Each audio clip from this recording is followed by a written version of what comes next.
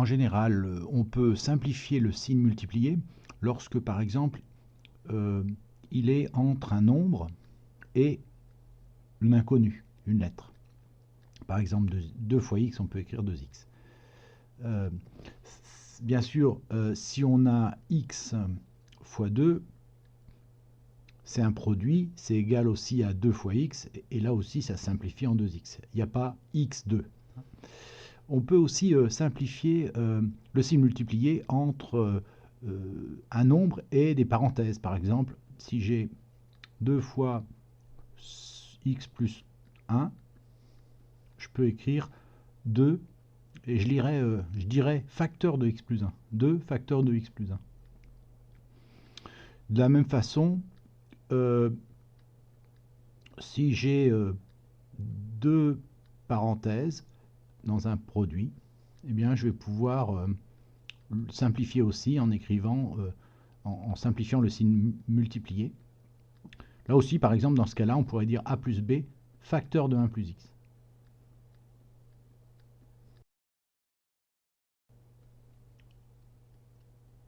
Pour l'expression a, c'est le signe multiplié entre la lettre n et le nombre 9 qu'on simplifie, donc on écrira que a c'est 9n. Pour l'expression b, on a x fois 3, c'est-à-dire 3 fois x, donc en simplifiant on aura 3x. Pour l'expression c, donc 12 multiplié par, entre parenthèses, 7 moins 3, si on ne fait aucun calcul, on aurait 12 facteurs de 7 moins 3.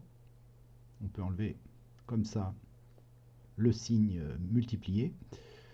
On le simplifie, hein, il existe toujours, c'est juste qu'il est simplifié, on ne l'écrit pas. Pareil pour D, 4 facteurs de 3,2 plus 6.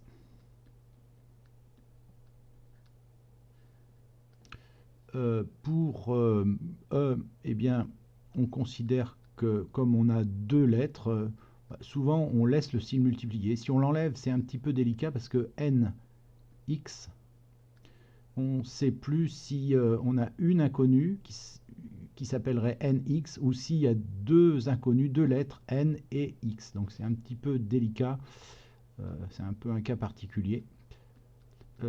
Ici, ben, on va écrire 2 pi r. C'est une formule que vous avez l'habitude d'utiliser.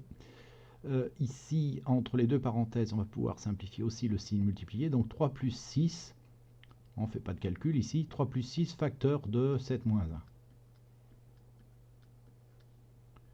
1. Et ici, je ne peux pas simplifier le signe multiplié parce que j'ai 2 nombres. Et donc, je ne pourrais pas écrire quelque chose comme ça. Si j'enlève le signe multiplié, j'ai 163,5. Non, je suis obligé de garder le signe multiplié entre les deux ici, parce que j'ai 2 nombres.